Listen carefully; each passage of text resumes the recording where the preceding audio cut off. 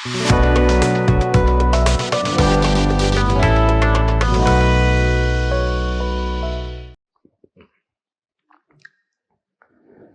दर्शक बंधु नमस्कार। विशेष करिकी आज दिन में आपण मानकु बहुत बहुत धन्यवाद जनाए जे आपण समय बाहर करके इस समय आपण एक कार्यक्रम देखु अच्छे। संपर्क इंडिया सेवा कार्य पक्षरु यूट्यूब चैनल रे प्रसारित होता साप्ताहिक विशेष कार्यक्रम परिक्रमा सत्य पथर यही कार्यक्रम को आपण को पुणी स्वागत करुच्ची। यही कार्यक्रम रे जहाँ किछि आमने आलोचना करुचु ताहा ईश्वरंकर पवित्र वाक्य आधारित विषय गुड़िक विशेष भाव में आमने पवित्र बाइबल रो विभिन्न पुस्तक प्रति दृष्टिपात करुछु। आउ एई यात्रा रे आपण मो सहित आज पर्यंत लागि रहिसंते। आउ सेतिपाई मो आनंदित एवं आपण को धन्यवाद जणाइबा संगे संगे आपण को पाई ईश्वरंकर मध्य धन्यवाद करे। प्रभु आपण को आशीर्वाद करंतु। आमने एई दिन मान करे विशेष करिकी द्वितीय सामुएल पुस्तक को अनुध्यान करुछु। आमनकर तीनोटी अध्याय सरिचे एई पुस्तक उपरे एवं आज आम माने एई पुस्तकर शेष अध्याय बा चतुर्थ अध्याय मध्य को प्रवेश करुछु।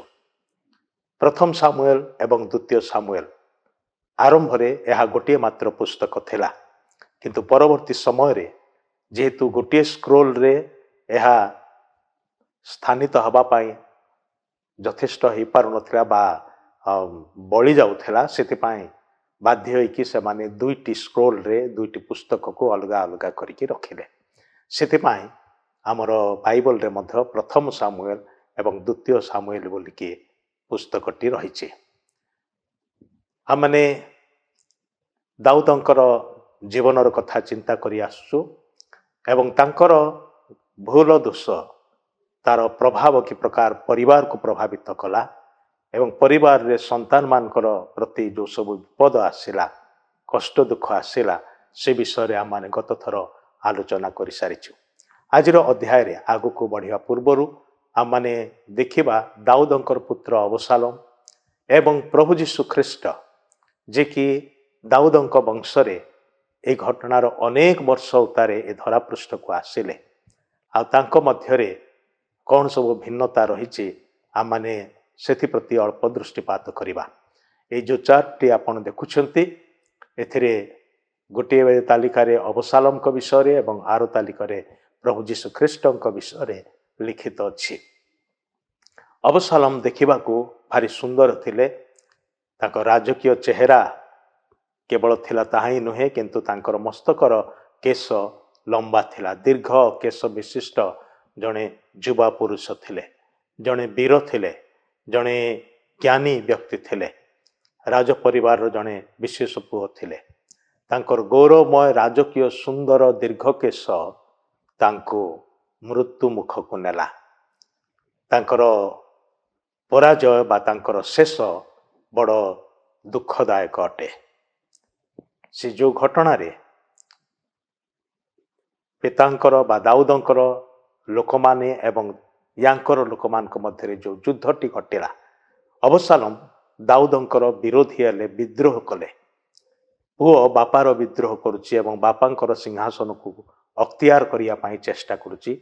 आ लोक माने मध्य तांको से प्रकार भाव रे मंत्रणा दउछंती, तांको से प्रकार भाव रे समर्थन करुछंती। सेति पाई लोक मानकर समर्थन को नहीं से भाविला जे तार कार्य रे से सफलता पाइबो, किंतु ता पाई सेडा सफलता नथिला, ताहा ता पाई विफलता आनिला। आ सेति पाई जेतेबेले से सैनिक मानक जो माने तांको गोडौथिले तांकर हाबुडु रक्षा पाइया पाई से पलायन करिवा समय गोटे गछर डाल रे से छंदी हेई गले। तांकर से लंबा केश से गछर डाल रे छंदी हेई गला। से झुलिकी रहिले। सेतेबेले सैन्य माने गले एवं तांको आघात कले। से मृत्यु वरण कला। तार राजकीय गौरव, तार राजकीय दीर्घ केश ताको मृत्यु मुख को नेला।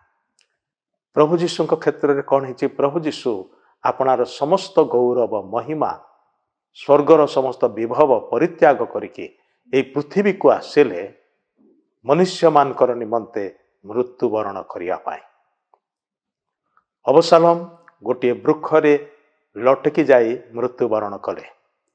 प्रभु जीशु क्रूसरे से टंगा जाई मृत्युवरण कले।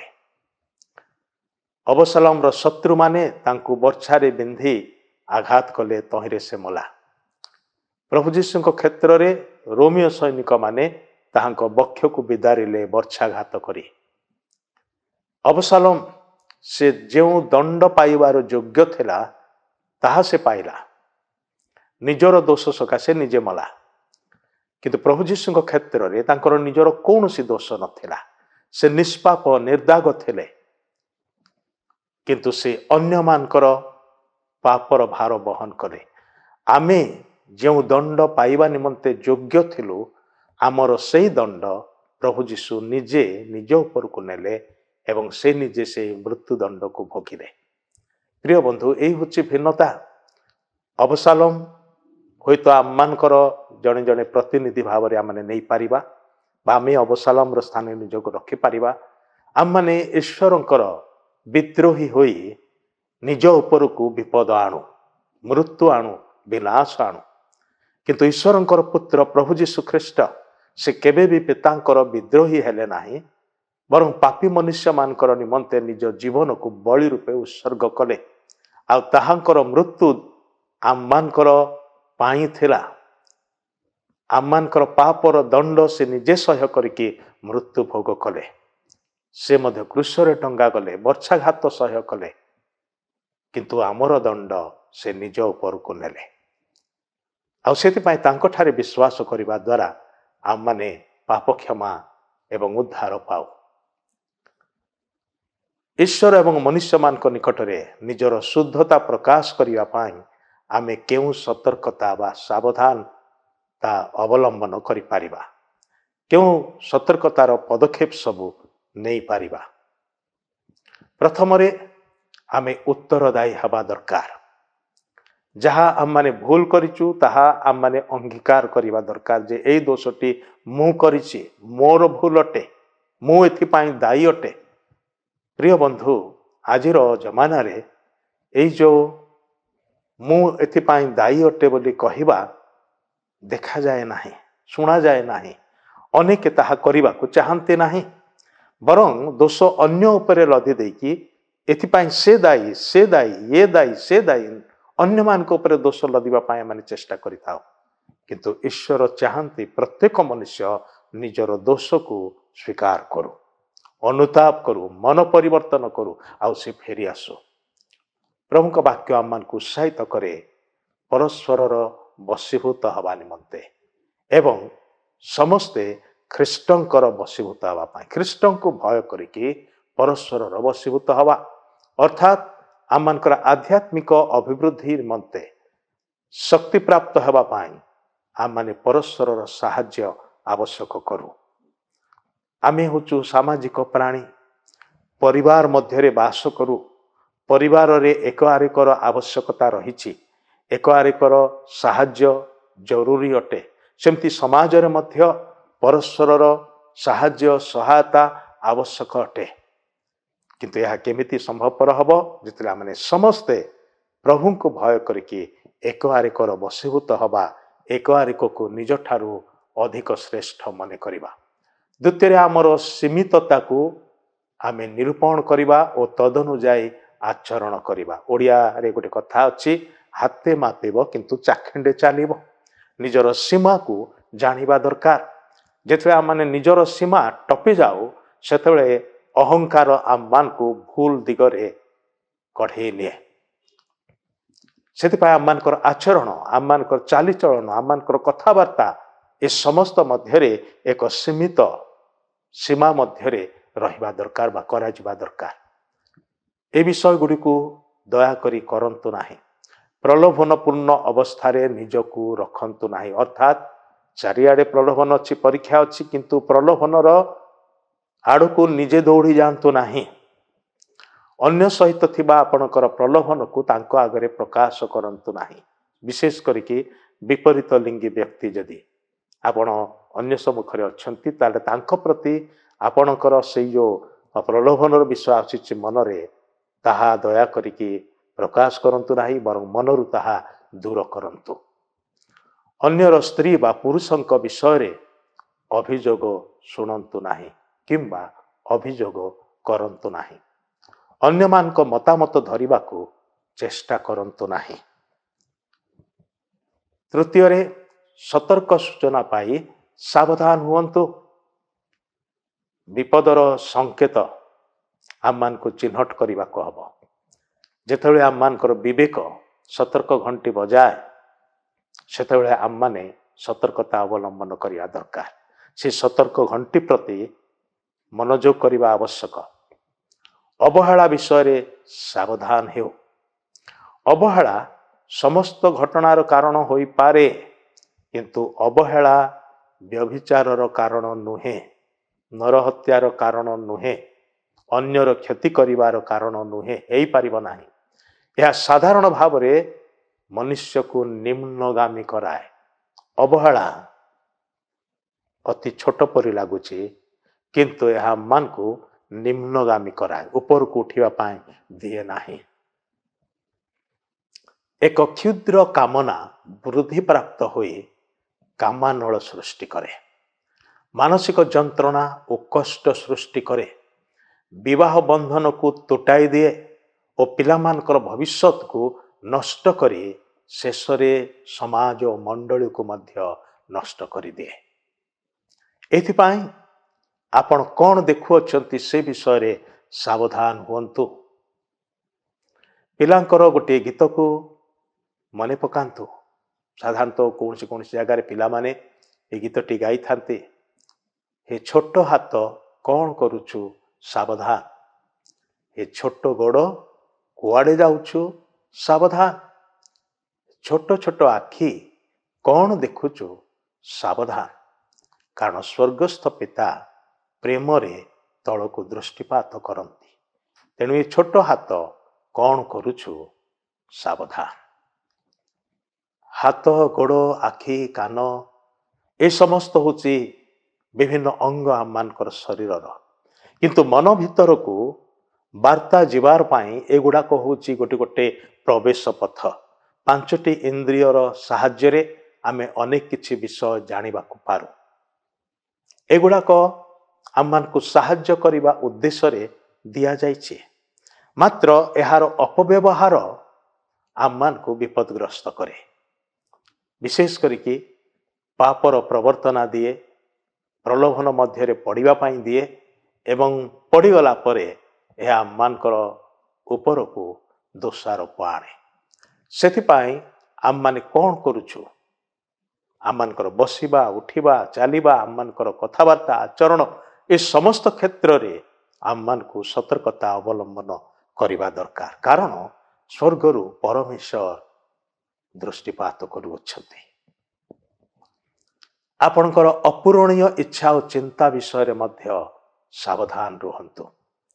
ଯେତେବେଳେ ଆମମାନଙ୍କର ଅପୂରଣୀୟ ଇଚ୍ଛା ଓ ଚିନ୍ତା ଦ୍ୱାରା ପ୍ରତିରୋଧର ଶକ୍ତି ହ୍ରାସ ପାଏ, ସେତେବେଳେ ଶୟତାନ ଆମମାନଙ୍କୁ ସହଜରେ ପ୍ରଲୋଭିତ କରେ, ପୁଣି ଅକ୍ତିଆର କରିନିଏ।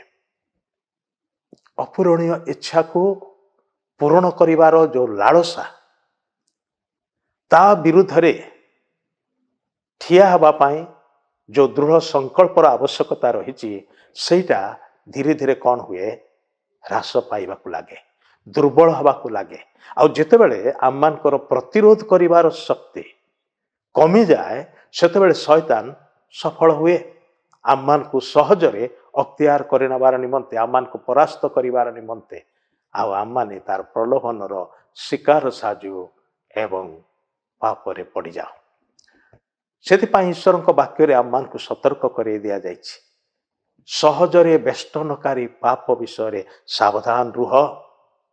ଏଗୁଡ଼ାକ ବଡ଼ ସହଜରେ ଘେରି ପକାଏ।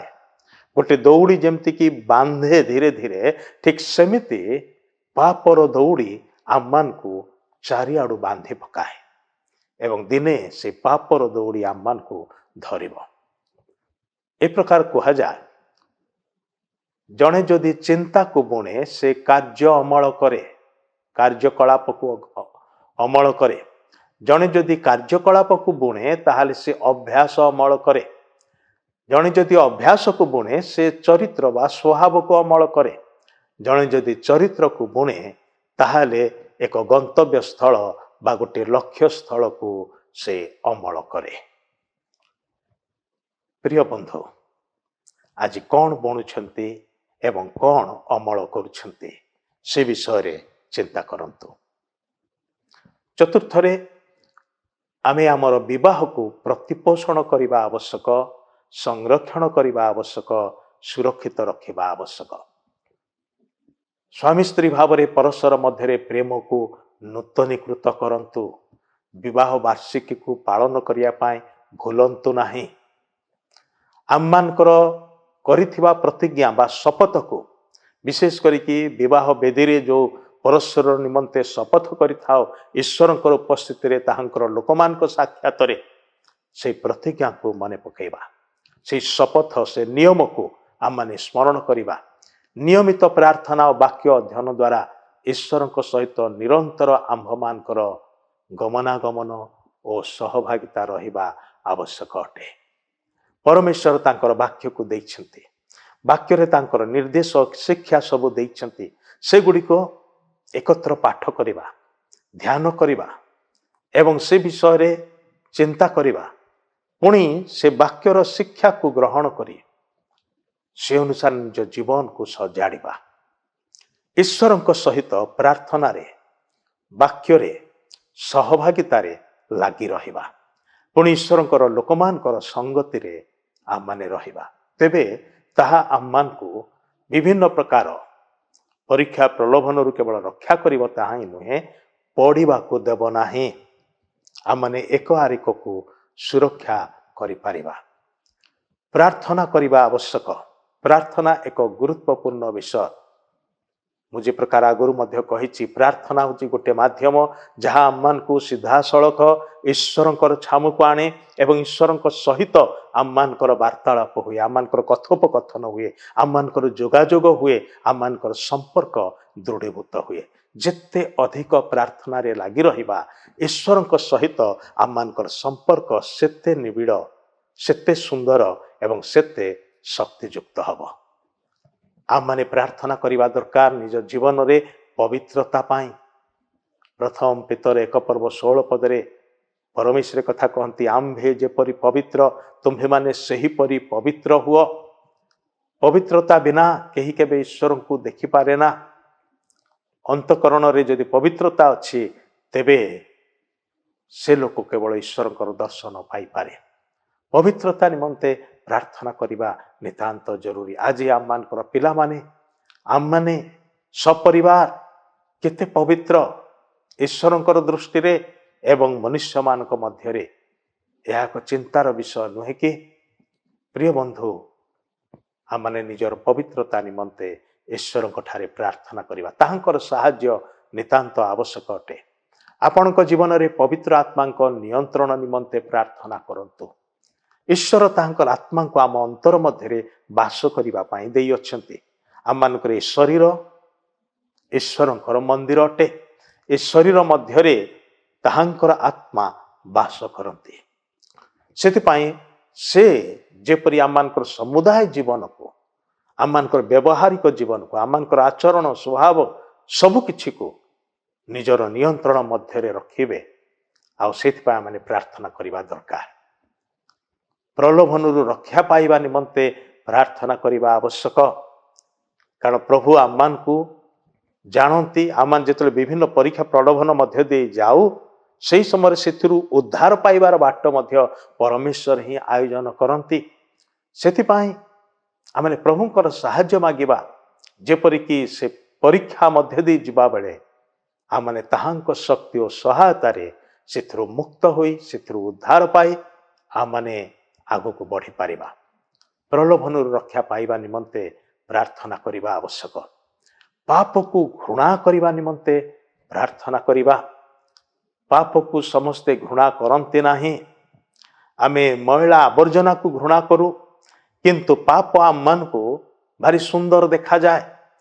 କ୍ଷଣିକ ସୁଖରେ ପରିପୂର୍ଣ୍ଣ ଏହି ପାପ आममानकर मन को आममानकर दृष्टि को आममानकर सब किछि को एमिति भाव में आकर्षण करनिए जहाँ मैंने हबांक भली कहवाक लागू जहाँ ईश्वर दृष्टि रे घृणार विषय ईश्वर जहाँ मना करी से विषय कि मैंने कहवाक लागू जे ताहा देखिबाकू केते सुंदर ताहा पार्टी पाई केते स्वादजनक ओ ताहा खाइले मोर बुद्धि फिटी जीव मु ज्ञानी हो जीवी पुणी ताहा खाइले मु ईश्वर परी हो जीवी भूल विषय सब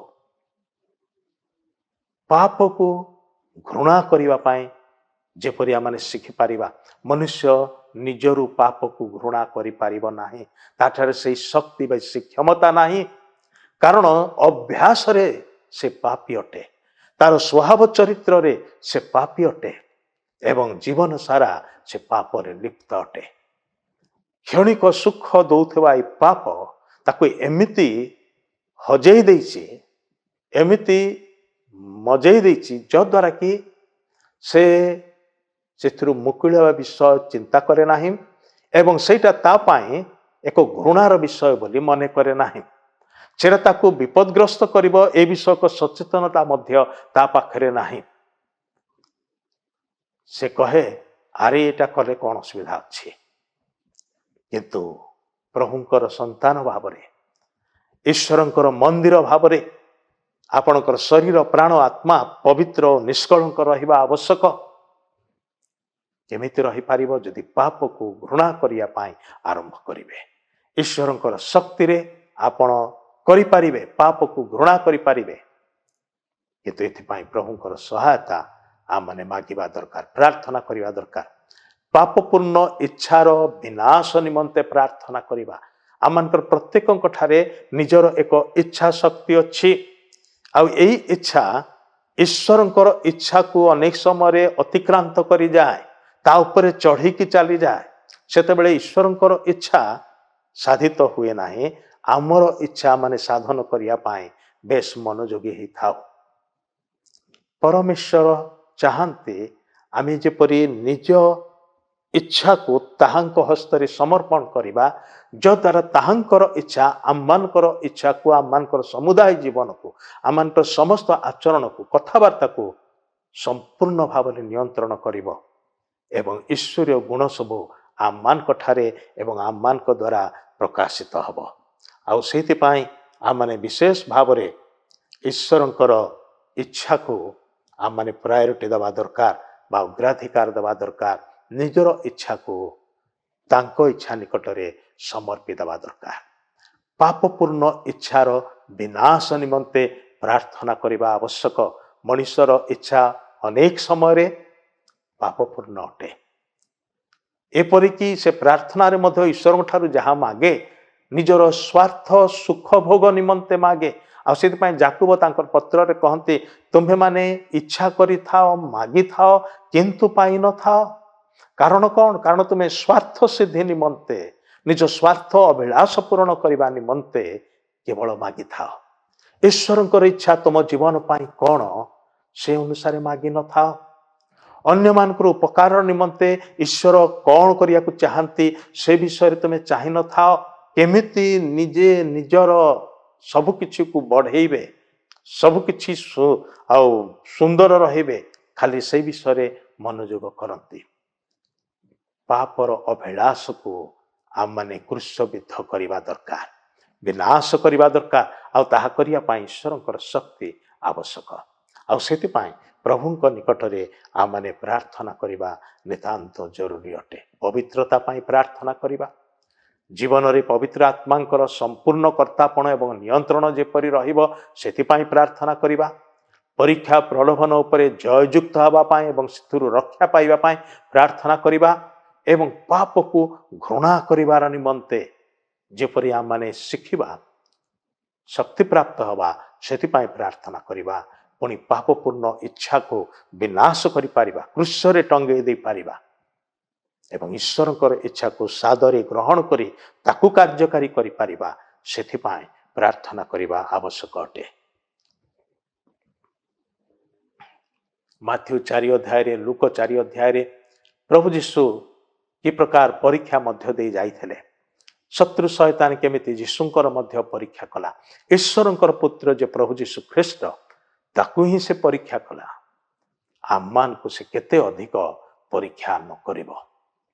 ईश्वरंकर पुत्र यीशु ख्रीष्टंकर मन को से डाइवर्ट करिया पई चेष्टा कला। पारिला नाही अवश्य। समस्त परीक्षा रे प्रभु यीशुंकर जय हला एवं शैतान लज्जित पराजित होइके ताकू छाड़ी के चली गला। तेबे माथ्यू 4 एवं लूक 4 रे तीन प्रकार प्रलोभनर सम्मुखीन होते प्रभु यीशु ख्रीस्ट। प्रथमटारे शैतान आसी कहला तुम्हें जदि ईश्वर पुत्र ताले पत्थर गुड़ी को रोटी हेबापा आज्ञा दियो जेपरिकी तुमर भोक दूर हम। 40 दिन 40 रात्रि प्रभु प्रार्थना रे अच्छंती से खाई नाहंती पी नाहंती एवं से शरीर दुर्बल ही पड़ी। से ही मौका को लेकिन शैतान आसी परीक्षा करुचे तुम्हें निजर भोक को भी मेंटाओ एवं जो दरिद्र माने अनाहार अच्छी से क्षुधा निवारण कर। जदि प्रांतर पड़ता समस्त पत्थर जदि रोटी हो ताहले कहार अभाव हम नाही। समस्ते यथेष्ट खाई पारिबे। आउ सेतबेले समस्ते तुमको साबास बोली कहिबे तुम्हें ही मसीह बोली स्वीकार करिवे। बड़ सहजरे तुम्हें लोकप्रिय हो जिवो। एडा होछि शैतान रो भुआ बुलेइबार प्रणाली।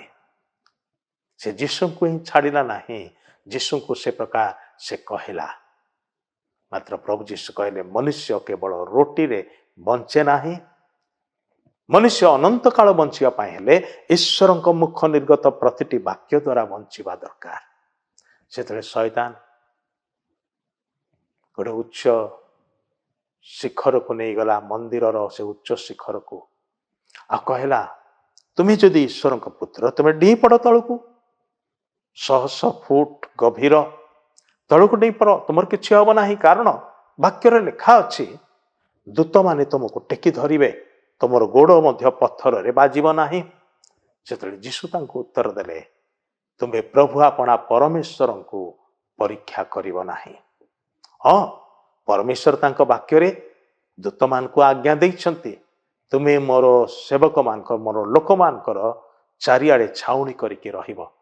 परमेश्वर को भय करथुवा लोक मान चारिआडे जेपरि ईश्वर दूत माने छाउणी करी रहंती यह सदाप्रभु आज्ञा करी अछंती आयोजन करी अछंती। प्रिय बंधु आपण जदि प्रभु को भय करथुवा जणे व्यक्ति मने रखंतु आपणकर चारिआडे स्वर्गर दूत माने छाउणी करी रहिछंती। आपण से मान को देखि न पारिले हैं से माने निश्चित रूपे अछंती। कारण दूत माने ईश्वर अबाध्य हेई पारंती नाही। से माने ईश्वर प्रतिटी आदेश को आक्षरिक भाव में मानती। सेतिपाई आपण जदि प्रभु को प्रेम करुवा एवं तांको भय करुवा जड़े विश्वासी थांती ताले मन रखंतु आपण चारिआडे से अदृश्य दूत माने अछंती। प्रभु यीशु शैतान रो सामना करछंती तार परीक्षा प्रलोभन रो सामना करछंती ईश्वरंकर वाक्य द्वारा। निजर बुद्धि बल रे नुहे निजर कौशल द्वारा नुहे किंतु ईश्वरंकर वाक्य को बार बार उल्लेख करी प्रथम परीक्षा रे प्रभु यीशु कहले मनुष्य केवल रोटी रे बंचे नाही मात्र ईश्वर मुख निर्गत प्रतिटी वाक्य द्वारा बंचे। शैतान देखला जे यीशु बाइबल को कोट करछंती से से मध्य द्वितीय परीक्षा रे से बाइबल को कोट करी कहला हाँ यह मध्य लेखा अछि तुम डेई पड़ले तुमर गोड़ पत्थर रे बाजिबो नाही दूत माने तुमको टेकी धरिबे डिया मारो ना तुम्हें तो ईश्वर पुत्र।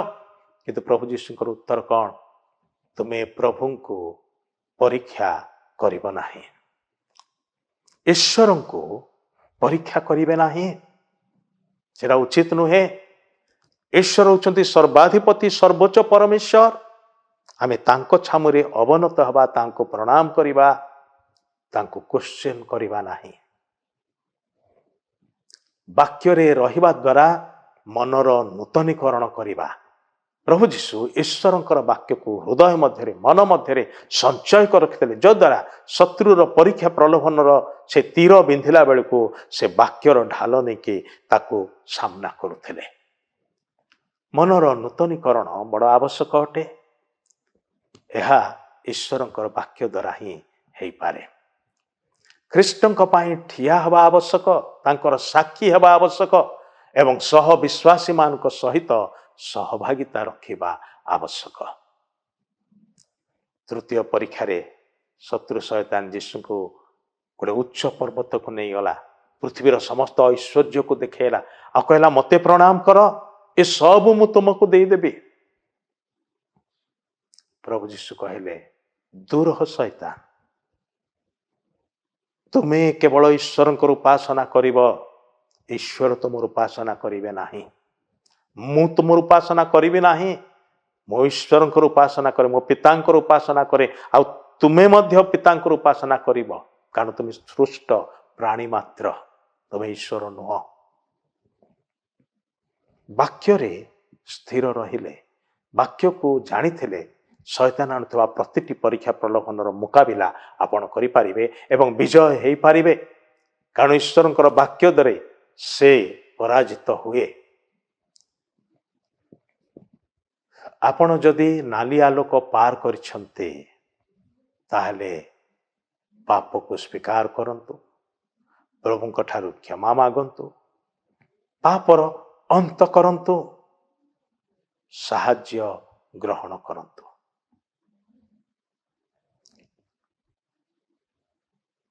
जड़े दीर्घ वर्ष धरी पक्षाघात रोग रे पड़िथिबा, अचल अवस्था रे पड़िथिबा, बड़ कष्ट मध्य रही जन लोक को प्रभु भेटिले बेथेस्दा पुष्करणी तटरे।